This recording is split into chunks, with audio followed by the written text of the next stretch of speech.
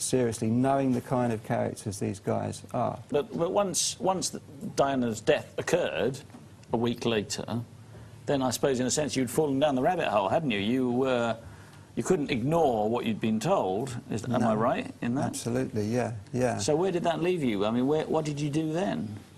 Well, yeah, well, for the first little while, it was a very tricky time, to be honest. You know, I mean, it was the first thing I did once I'd realised that this really could be what this guy had been talking about. There was still no definite proof. I still can't prove that this is what the man was talking about, but it's, you know, it seems I won't ever believe otherwise personally. Yes. So I started looking at it. I started asking a few questions and I mean, the whole world, well, it seemed at that time, was thinking, at the very least, there's something quite not right about this. You know, so many people thought that she died in extremely, you know, suspicious circumstances, shall we say, at least. So there was a lot of information was coming at us through the media and various other, you know, channels on the internet, I suppose, or just beginning on the internet. So it was a question of just beginning to look at what was happening and ask a few questions. I went to talk to a couple of people that I knew. Everything that I'd been told by Stealth was kind of reiterated and confirmed by the other people I was talking to. And the more I looked into it, I was joined eventually by my associate editor at the time, John Beveridge, who helped me out with the investigation. He's your co-author on this book as well, isn't he? Researcher and co-author on the book, yeah. Who was a hardened sceptic to start with. You know, he really thought I was wasting my time, it was an accident. He wasn't aware of what Stealth had told me before, because I didn't tell anybody. Mm-hmm. So yeah, I started looking around, I started to ask some questions, and before long it started to look to me very much, regardless of what I'd been told, that there were a lot of questions that needed some serious answers, you know, surrounding Diana's death and the circumstances in which she died. And I just found myself being more and more drawn into it. And I contacted also my agent at the time, my literary agent, just thinking that, you know, I didn't know who else knew that I'd met this guy more than once, and I didn't know who else knew what he told me. I started to get, you know, I suppose, veering towards, you know, paranoid about this, because I didn't know who else knew that that we'd met. I didn't know who else knew because of his claimed situation, where he, you know, who he's working for. So I contacted my agent. Do you know who he's working for? He said he was a CIA asset. Yeah, okay. Yeah, former American Special Forces veteran. And so that's what I did. I'm kind of reliving it now, and I was just confused and concerned.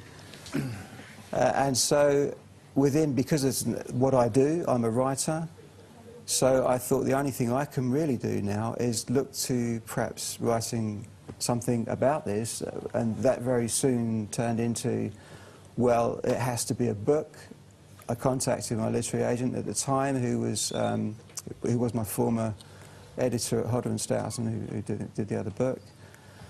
And we met up in London with John Beveridge as well, and yeah, he thought it was a good idea. We should do that. We should get it out there, because that might be a way of, you know, I don't know. It seemed the thing to do, the natural thing to do.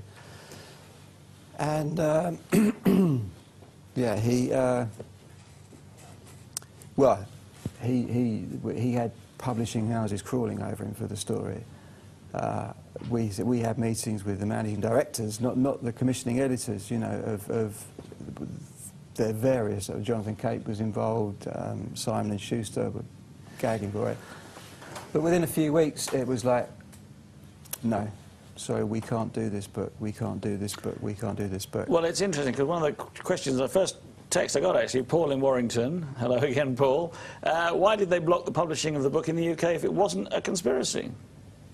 Well, this is, yeah, exactly that. So we struggled and struggled to find anywhere to publish it.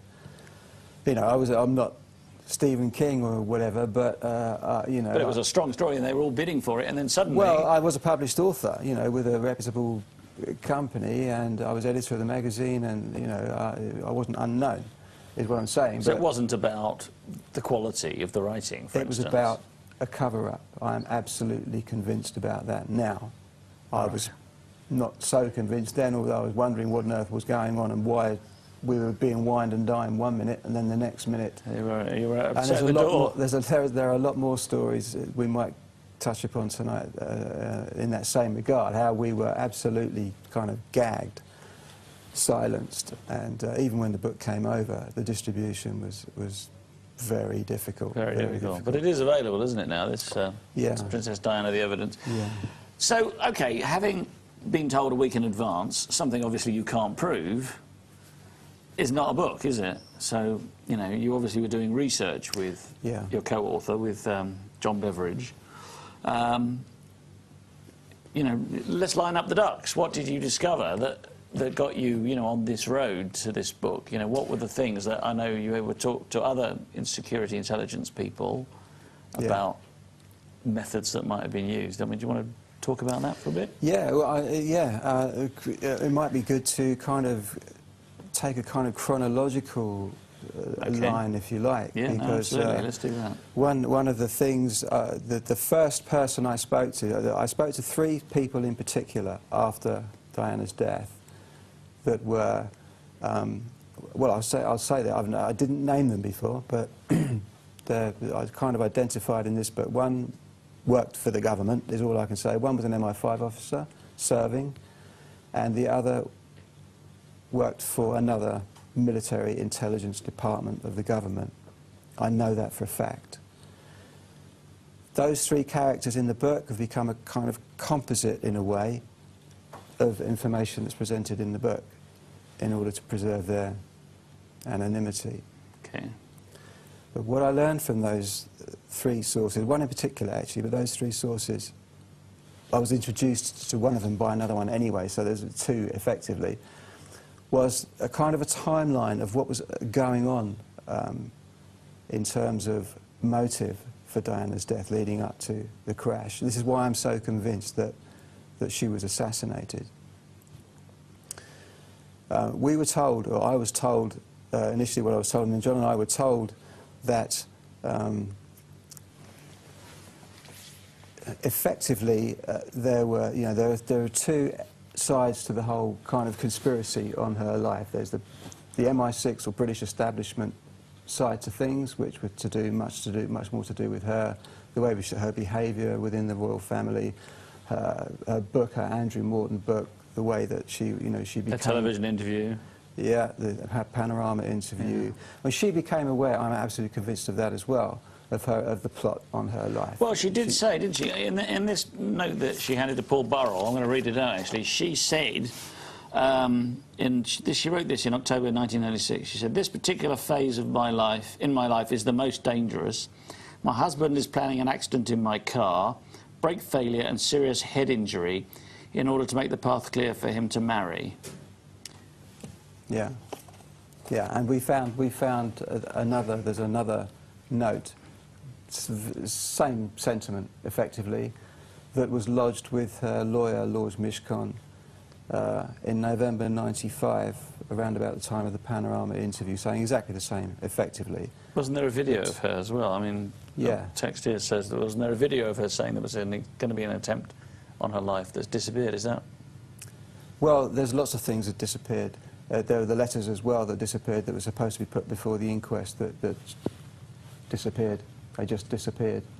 And they were communications and correspondences between Prince Philip and Princess Diana and other videotapes. There's a box, a specific chest that contained all this stuff that went missing, yeah.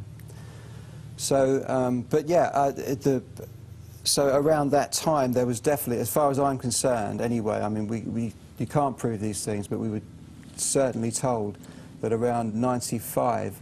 I've got to just say that if you can hear anything, there is actually a rather large helicopter right over the